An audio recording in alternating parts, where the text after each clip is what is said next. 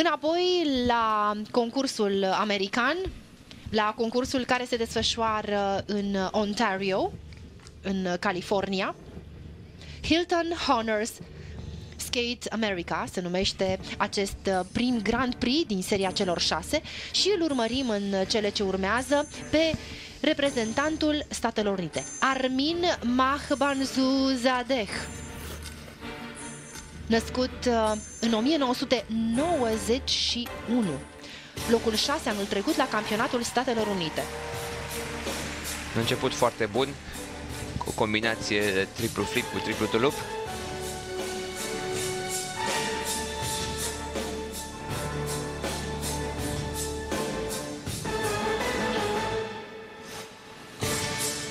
Triplu axel, a atins cu mâna.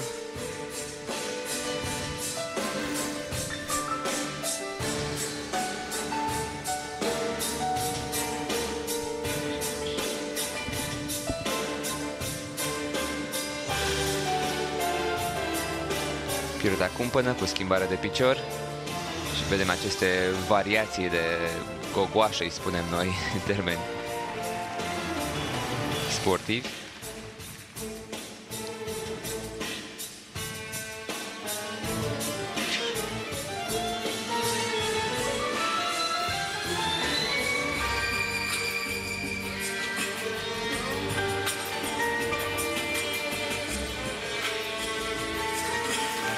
Triplul din pași, foarte bine executat.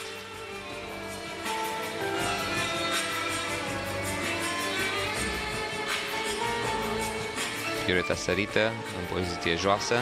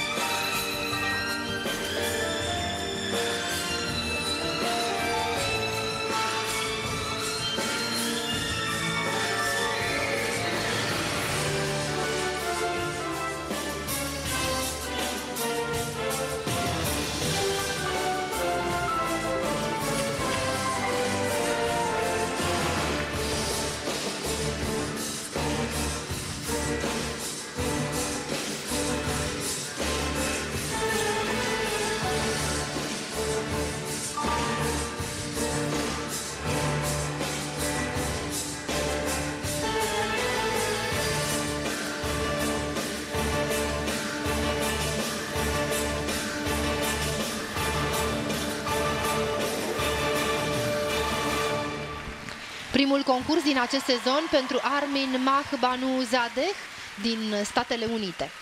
Destul de mobil, destul de flexibil, sigur se cunoaște că nu are o experiență extraordinară, uneori e nesigur. Mi-a lăsat o impresie bună.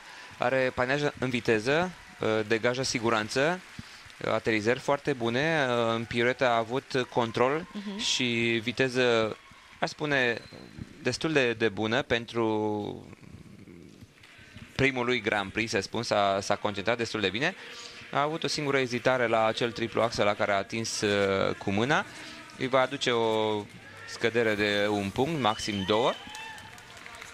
Dar în rest a fost destul de sigur pe el. E prima oară când îl văd. Și, bineînțeles, pepiniera americană întotdeauna va produce talente. Cel mai important concurs la care a participat până acum, la nivel de seniori, a fost înregistrat în sezonul trecut, prezent la campionatul celor 4 continente, similar campionatul european, unde a terminat pe locul 7. Armin Mahbanzadeh, antrenat de Priscilla Hill.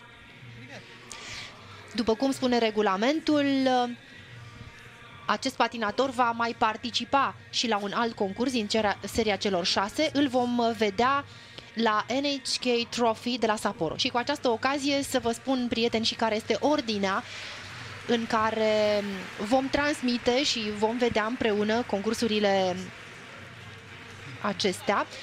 Deci am început cu Skate America, Ontario, California, Skate Canada în orașul Mississauga din Ontario, Cupa Chinei la Shanghai, trofeul NHK din Japonia, de la Sapporo, trofee Eric Bompard de la Paris și vom încheia seria celor 6 cu Cupa Rostelecom de la Moscova.